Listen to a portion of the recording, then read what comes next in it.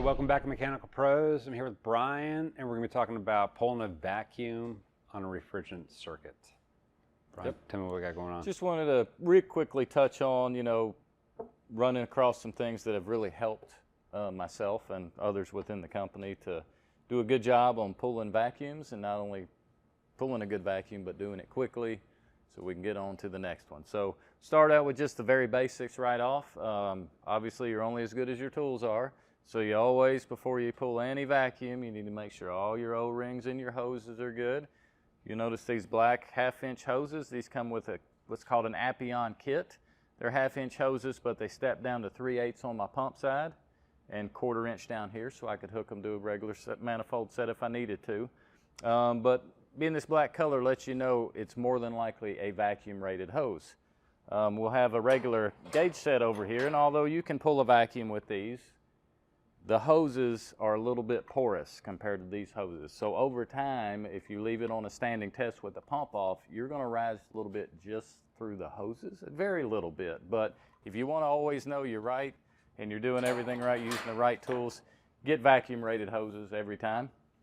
And the great thing about these larger volume half-inch hoses and this little setup here, I've got a splitter coming off my pump here so I can pull on both sides of my system and take my manifold set out of the equation.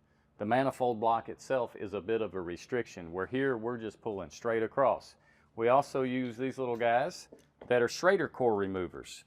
So you can screw those right onto your service port, and you can pull the Schrader out, but still not lose any of your vacuum or introduce any non-consumable to it. So that Schrader is also a little bit of a restriction. So when you're pulling your vacuum, you want a clear path across the board.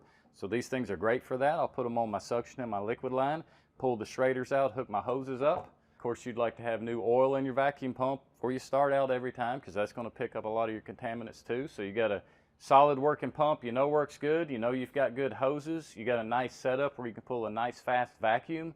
Other thing is we want to make sure we have an accurate micron gauge.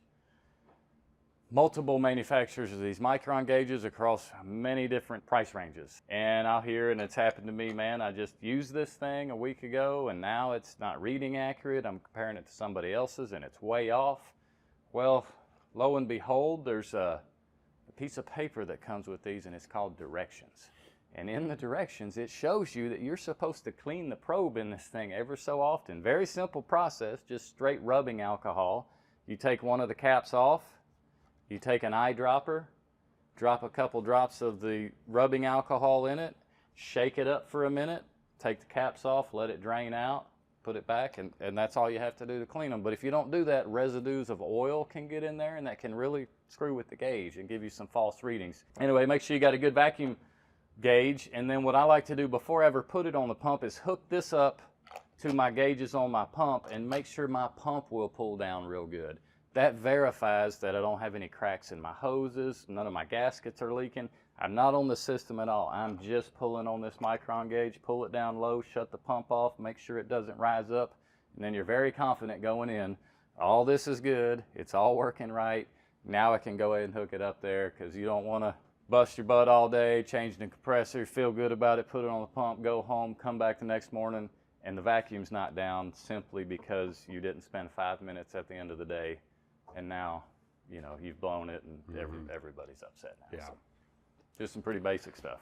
So with this Y here, you're pulling from the suction and the liquid side? Yep. Okay. Yep. So I'd have my gauges before, and I just have one hose running over here, and coming off my gauges, I'd have a hose going to my suction and liquid. But again, it's got to go through that manifold block, then it's choked down to one single hose on a 1/4 inch service port, where here, I'm pulling across these half-inch hoses going straight to my fittings with no Schrader in them, and just pulling straight through. And if you've not used this setup, you will be amazed the first time how fast. I mean, we've had some systems, water source heat pumps, that had a tube-and-tube heat exchanger that busted, filled it with water, we replaced it, have to do cleanup, and you're pulling for days. We had a guy who showed me this and went out there, and in probably 2 hours he had that system pulled down. That made a difference. That sold me completely on that after we'd wasted man hours, and we thought we were doing the right thing, we just weren't using the right tools.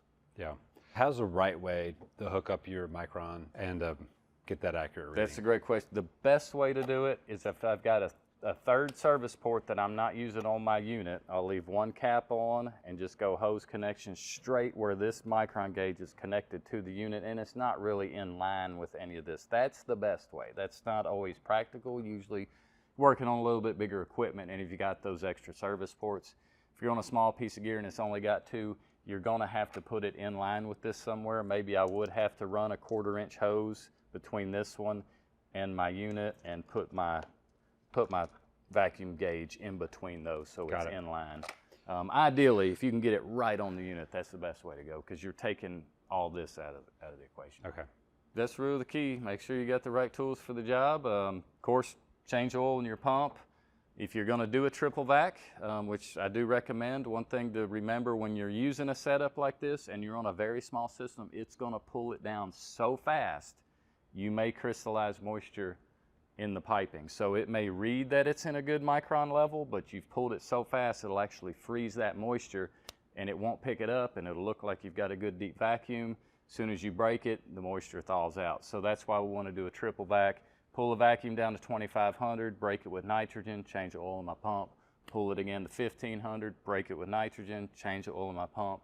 Pull it one final time, and then you know for sure you've boiled all that moisture out.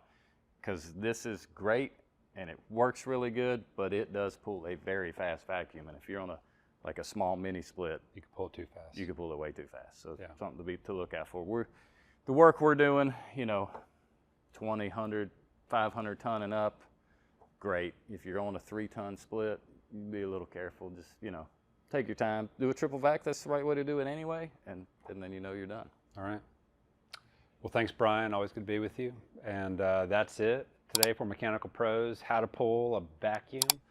So hit that like, hit the subscribe, and we'll catch you next time.